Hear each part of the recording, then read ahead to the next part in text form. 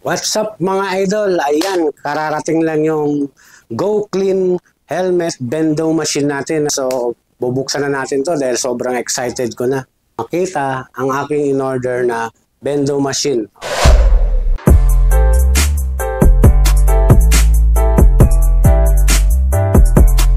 Napaka-safety yung pag-deliver nila, no? Kasi dahil naka-double bubble wrap pa talaga siya.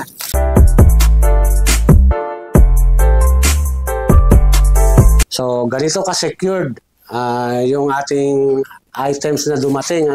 Diyan ko nagustuhan ang mga bendo machine galing kay Go Clean dahil kung titignan nyo guys, naka-double bubble wrap na siya. Walang tigatig na secured siya sa biyahe. Bukod sa dalawang bubble wrap, meron na siyang styrofoam dito sa harap para maiwasan mabasag yung salamin niya. Siyempre may karton pa. Kung titignan nyo, wala siyang damage. Ayan. Double check muna tayo.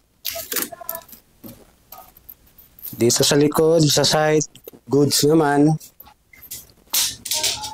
Ayan. At syempre, ang pinakasusi niya ay nandito sa loob.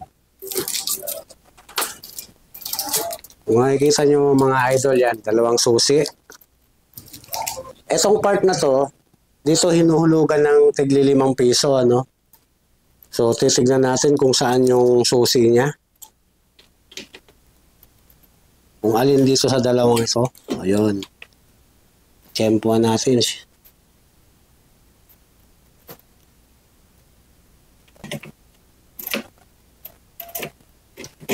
Ayun.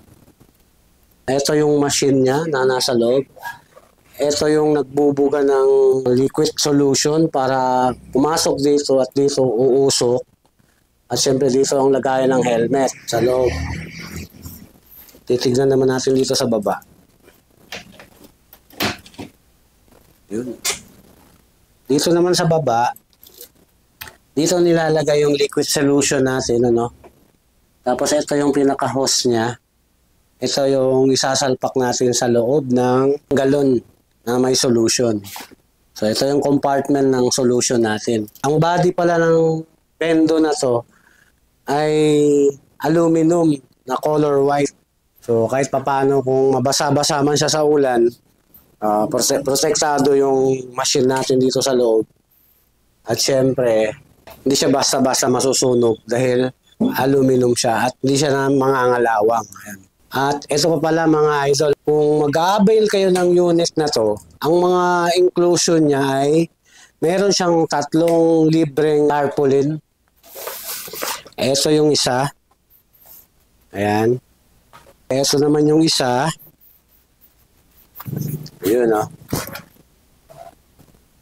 At syempre yung guideline niya para paano i-operate yung bendo machine sa mga customers natin na magpapalinis ng kanilang mga helmet. Bukod dito sa 3 tarpaulin, syempre kasama rin dyan ang 2 antibacterial fogging solution. So, 2 galon po ito mga idol, free na to sa pag nag-avail kayo ng isang bendo machine. Bukod doon sa mga tarpaulin at saka 2 galon na solution, syempre meron din silang palibreng keychain para dito natin ilalagay ang mga susi ng mga pinto na to. Sa mga gusto mag-avail ng ganito, pwede nyo ako kontakin dahil tayo ang local distributor dito sa buong Mabalacat City, Pampanga. So, sample ko lang to para sa may mga gustong tumingin at gustong bumili. So, syempre meron tayong pang demo. At the same time, pwede na rin natin gagamitin ito dito sa pwesto natin para kahit papano, pwede na tayong kumita. Bakit nga pala ginusto ko tong bendo machine? Para madagdagan mga business ko. Ang nagustuhan ko lang dito sa bendo machine, negosyong hindi kailangan bantayan, kumikita kang hindi mo namamalayan, sa 5 pisong barya, pwede kang yumaman. Yan ang pinaka-nagustuhan ko dito sa bendo machine ng Go Clean dahil pwede kang kumita kahit hindi mo siya binabantayan. kung tamad kang tao, siguro malamang para sa'yo to. Pwede ko nga sabihin dito is negosyong para sa mga tamad na tao dahil ah, gumagana siya, kumikita siya kahit natutulog ka lang. Dahil mag-ooperate lang dito ang mga customers natin. At syempre, plug and play lang ito mga idol. Ano? Pag sinaksak sa kuryente to, pagka gumana yung ilaw, pwede na. Tatakbo na yung kita mo while ikaw naman natutulog or namamasyal. Ganyan. So, yan ang mga advantages na nakikita ko sa ganitong business na kahit hindi mo bantayan, hindi ka na kailangan kumuha ng mga tauhan para magbantay.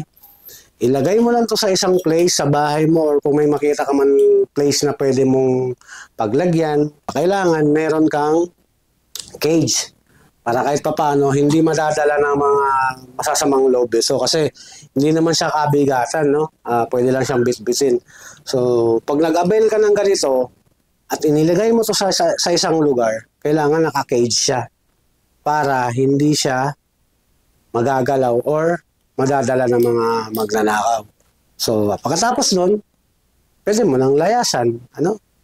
Importante, naka-on siya. So, hindi naman mahirap ang instruction, paano gamitin.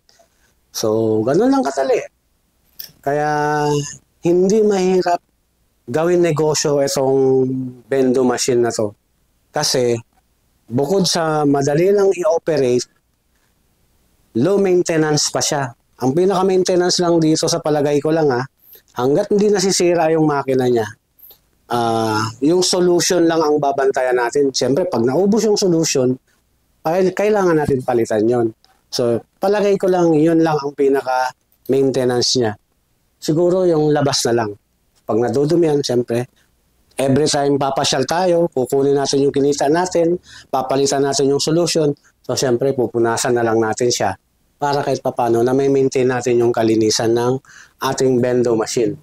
Sa susunod na video, ipapakita ko naman sa inyo paano i-operate, paano paganahin, paano linisin ang mga helmet. So ngayon, nag-unbox lang muna tayo. Actually, etong bendo machine na to, upgraded na to. Meron pang mas nauna dito. Yung nauna dito, nakaroon siguro mga mild problem. So ang ginawa nila, gusto nila na quality na talaga. So ang ginawa nila, in-upgrade nila to. Yung unang machine kasi nakita ko, hindi pa ganito ang motor niya sa loob. Open lang siya, tapos hindi siya ganyan. Wala lang akong video doon, pero magkaiba. Hindi tulad ngayon, napakaganda. Close siya, eto may fan na siya. So, may iwasan na uminit ang motor na to kasi kahit paano may binubugang hangin sa kanya para maiwasan yung overheat. Isa sa mga nagustuhan kong transformation sa bagong machine na to dahil in-upgrade na nila. Abangan nyo na lang ang part 2 natin mga idol, no? Sa ngayon, dahil sa sobrang excited natin, at syempre, nag-unbox na tayo. At syempre, wag niyong kalimutan. May kasabihan si Yansky dito. Negosyong hindi mo kailangan bantayan, kumikita ka na hindi mo namamalayan, sa 5 pisong barya, pwede kang yumaman. Manyaman!